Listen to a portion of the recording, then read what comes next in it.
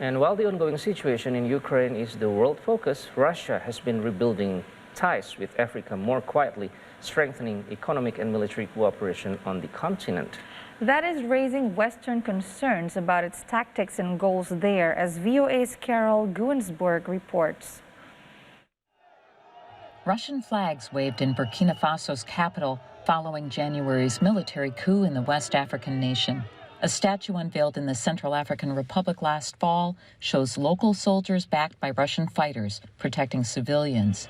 Those are the more obvious symbols of Russia's resurgent presence on the continent.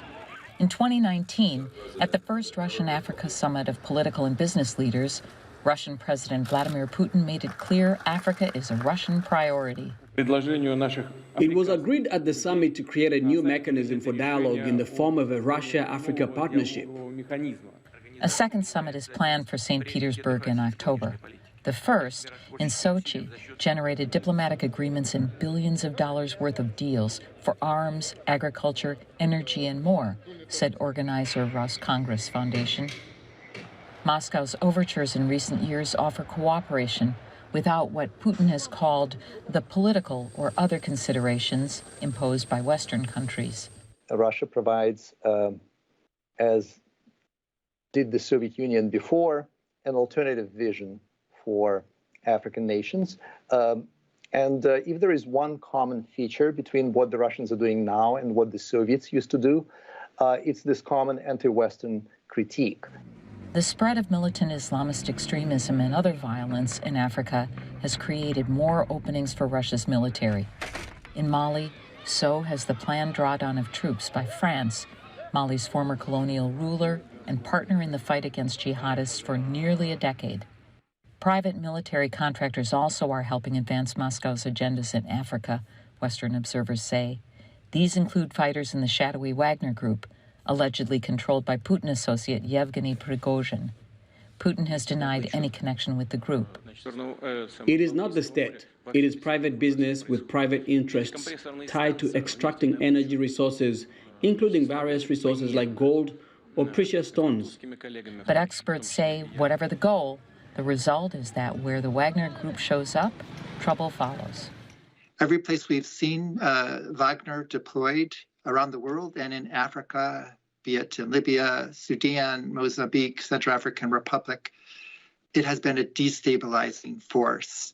Joseph Siegel, with the Africa Center for Strategic Studies, says mercenaries are part of Moscow's toolkit to prop up weak African leaders in exchange for economic or other advantages.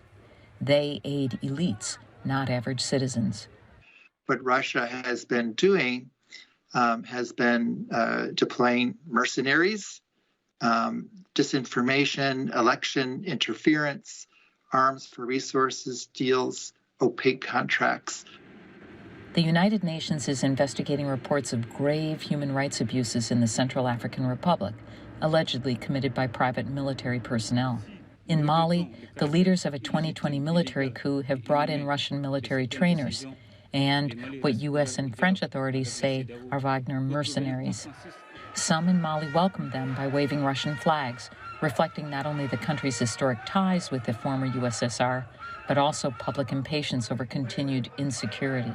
In 2013, the Malian population were enthusiastic when the French arrived in the countries. And you can see today that they are rejecting their presence. To be honest, I would not be very surprised if in 2 years or so, the same could happen with the Russian presence, in fact.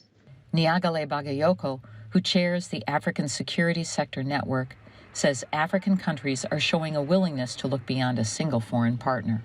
There is the realization of the fact that being only engaged with single actors or with a single group of countries is restricting the possibilities for diplomacy, but also for military apparatus.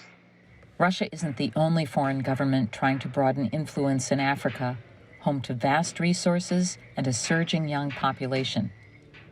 The White House plans a second U.S.-Africa summit later this year, And the European Union has announced a new $170 million investment in infrastructure to counter China's Belt and Road Initiative. China has been Africa's biggest economic partner for at least a decade.